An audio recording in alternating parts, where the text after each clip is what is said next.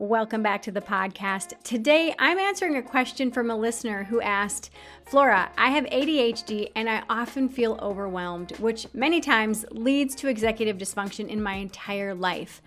How do I shift out of this? Now, if you have ever felt buried under your own brain clutter, almost like you can't even start, let alone finish something, then this episode is for you. As a simplification coach, I help people declutter the things that are getting in the way of the life that they actually want. Because when life feels overwhelming, it's rarely because we're lazy or because we're broken. Often it's because there's too much stuff in the way. So I want to start this episode by kind of taking you back to college for a second. In one of my art classes, we did this exercise that completely changed the way that I saw things, literally for the rest of my life. We were handed a line drawing and the professor told us to fold the line drawing into quarters. And this is the exact thing that I got in college because this exercise was that impactful on me. So I've had this for a very long time. So she had us fold it in half and then fold it in half again and then turn it upside down. And she said that we were supposed to draw exactly what we saw, one section at a time, on a blank piece of paper. So we got the blank piece of paper, we folded it in half again, and we were instructed to only focus on the space between the lines. So looking at this section, okay, focus on the space between the lines. How much space between the edge of the paper and this first line and this next line and this? And she just wanted us to focus on the space between the lines, which when we were doing it, all of us were kind of like, what the heck is going on? This is so strange. But when we were done, we unfolded the paper and what we saw was shockingly accurate. So I want to show you again the paper that we were given. Boom. And drawing it the way that she had us, upside down, just focusing on the lines and the space between the lines. This is my paper. Whoops. This is crazy. I was like, how did that work? What? And she explained that when we just drew what we saw, the space between the lines, we were able to actually see what was there, what was truly there, instead of what our brains remembered was there, or instead of what our brain's interpretation of the image was. Why did this work? Like, why did this actually manifest into almost a direct correlation? Because we stopped thinking. We stopped assuming, and we simply saw. So, like I said, this moment stuck with me so much, and it's a perfect metaphor for what happens when we're feeling overwhelmed. Our brains want to guess, they want to rush or skip steps. But what we're really craving in the spaces of overwhelm is we're craving clarity. But clarity comes only when we slow down and only when we look at what actually is. So let me walk you through how to shift out of overwhelm using kind of a similar approach. So step one, a brain dump. First of all, you got to get it out of your head. Every single task, every single open loop, every single I should really do this that's swirling around your head, dump it all out onto paper. Dump it all out. Don't organize it. Don't judge it. Don't anything other than just getting it all out. Just get it out so that it's not taking up mental space any longer. Step two, list what is, okay? So the next thing is I want you to list the facts of your current life. Not the stories about them, not how you feel about them, not what's coming up about, just the facts, okay? So your career, relationship status, financial reality, your health, your current responsibilities. Think of this as like your line drawing and your lines. You're not interpreting the image, you're just writing what is, okay?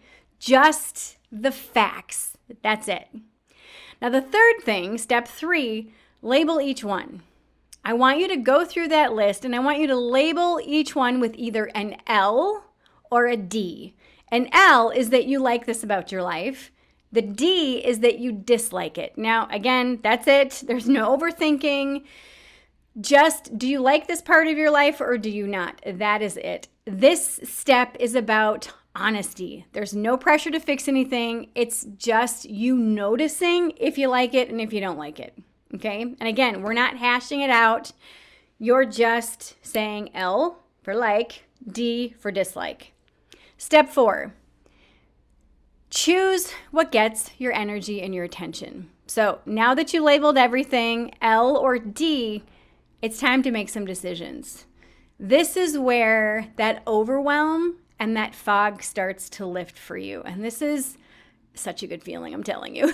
So you're not just naming what's going on. You're choosing what gets your energy moving forward, because energy and attention are your currency. So here's how to work this list. Circle all of the L's, okay? So these are the things that are your green lights. These are the things that you like, that feel good, or at the very least, don't feel like they're pulling your soul out of your body. So start giving more time, more attention, and more of your best self to these L's in your life, okay? The next thing, star the D's that you can do something about. These are your invitations for change. Could you let it go? Could you delegate it? Could you simplify it? Could you set a boundary around this particular thing? Don't worry about the how just yet. Just identify where the shift might possibly be on this list. Now, the only thing left on your list are those D's that are blank, that you don't have a star by. These are not going anywhere, okay? So please don't spiral. Don't feel overwhelmed by these particular items on your list that are just kind of hanging out here. This is where we get intentional. Instead of letting them run the show in the background, give them a name, give them a time slot, and give them a limit, and handle these things on your terms. Don't let them run amok. Don't let them run the show any longer. This step is truly about reclaiming your energy, your attention, and your agency over your life. You don't need to overhaul your life in one day.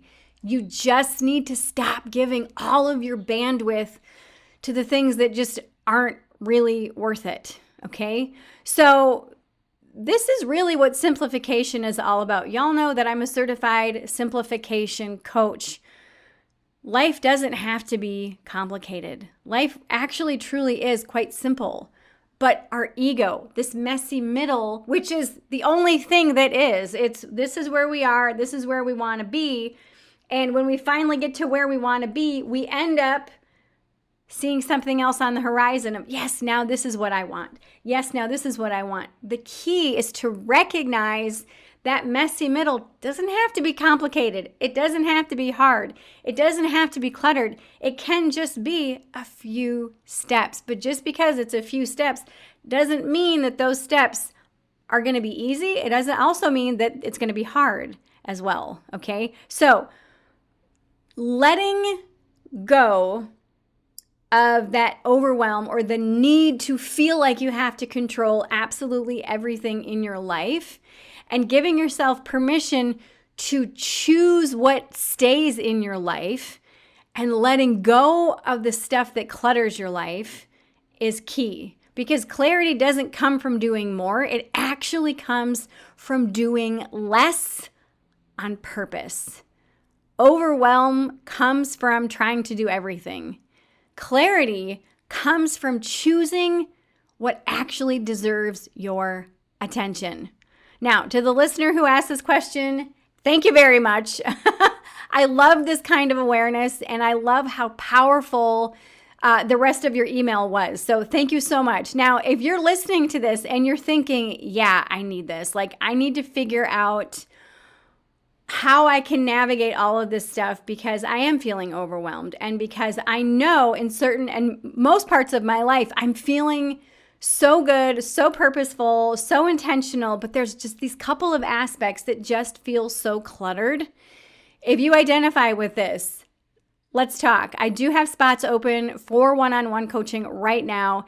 And this is the exact kind of thing that I help my clients with, is simplifying what's truly on your plate, getting clear, and finally getting these things out of your way, and also helping you get out of your own way. So if you want to talk, let's talk. Click the link in the show notes, book your appointment.